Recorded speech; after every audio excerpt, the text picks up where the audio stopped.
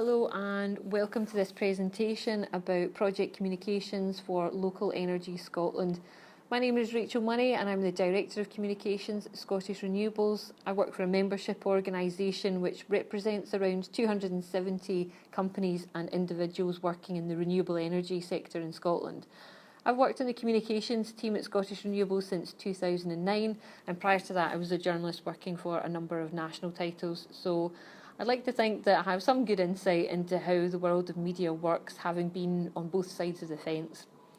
So I'm going to take you through some of the main principles of sharing your story with the media, and in this presentation we'll go through what the media want, how to build positive relationships, and some of my top tips for doing that.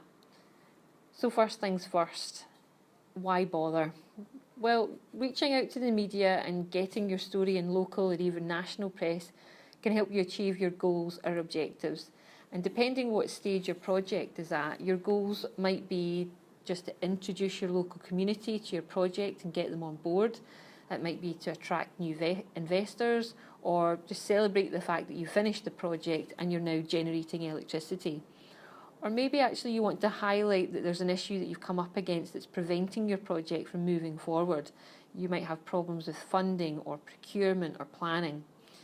Raising your profile in a positive way and in a proactive way can help attract the right kinds of attention. You might find that coverage leads to more customers signing up to your scheme, an investor taking interest, maybe a new volunteer joins your group, or maybe you catch the attention of a local politician who wants to lend you their support. So building good relationships with media can also mean more positive coverage, and we'll talk a little bit more about that relationship building later on. I've also mentioned cost effectiveness here too, because actually working with journalists is free.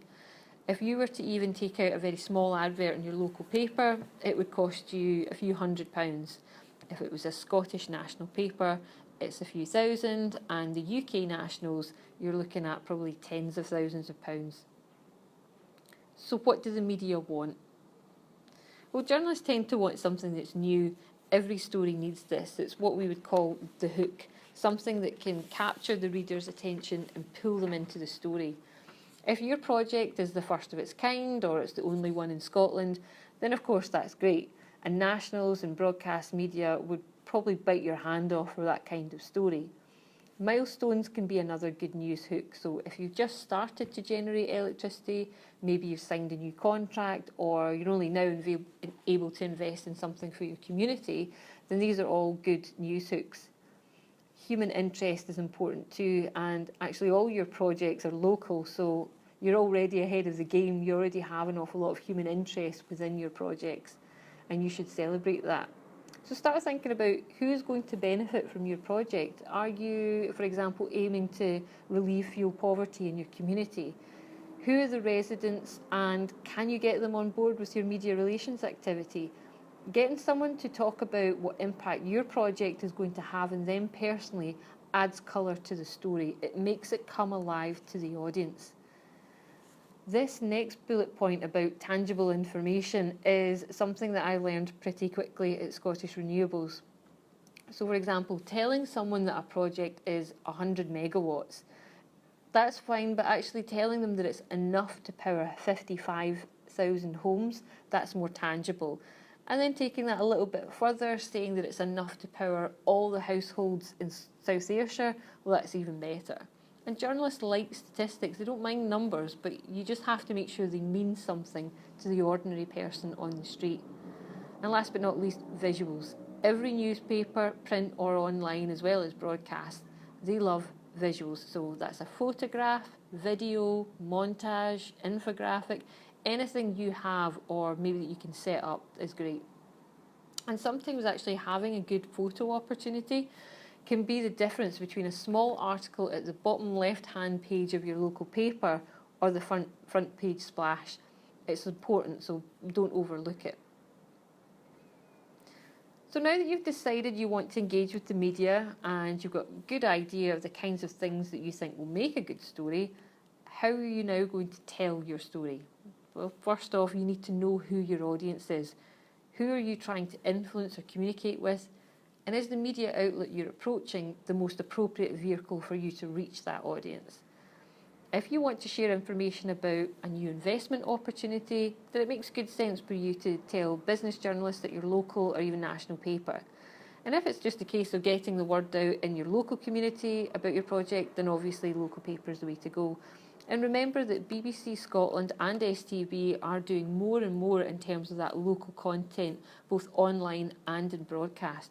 So please remember to consider them as possible targets for your communications plan. And if you have someone on your project who's a good communicator, enjoys talking at events and at public exhibitions, then use them as your lead spokesperson. They should be passionate and knowledgeable about what they're doing. And don't use jargon. Certainly in the renewable energy sector, there's a lot of jargon around, and for the regular person in the street, it just doesn't make sense. So make sure that what you're saying is short, easy to understand, keep it simple. We mentioned this earlier, but it's worth saying again, a good photograph, some infographics, which are particularly good for complex news stories. And also remember that people make good photographs, not empty fields. And lastly, but most importantly, don't be scared. I know it can be daunting, but honestly, the rewards will most often outweigh the risks. And really, it's about being properly prepared, knowing the story you want to tell, making sure that it meets the needs of the journalist and that you're reaching the right audience too. So now establishing a relationship with a journalist is fairly straightforward because they're always on the lookout for a good story. Most journalists these days like to be emailed press releases, they like to be invited to public exhibitions or talks or dinners, and the old-fashioned way works well too. Just pick up the phone. Journalists get a lot of emails, and while that is a convenient way, sometimes a quick conversation over the phone or over a coffee can be the better approach. But before you type that email or you pick up the phone, have a little kind of mental checklist in mind. So I've got 5 things that you should keep in mind. First one is be clear in your own mind about what the story is. What is your news hook? The second is have your spokesperson at the ready. The third is have an idea for a photograph. You should also have some tangible stats at hand. And the fifth one is stay clear of jargon. And just another really quick point here that's worth mentioning. It's not ideal for your first encounter with your local journalist to be negative, so for them to be coming to you about a negative story on your project. It is always better that you get there first and you start a conversation on a positive footing. Reactive engagement is about how you treat the journalist when they call or email you, and it's important that you ask a few questions when they do contact you. For example, ask them what they're looking for. Are they looking for just a little piece of information, a photograph, a quote, a case study? It seems really simple, but you have to make sure that you are very clear about what they want and what their expectations are of you.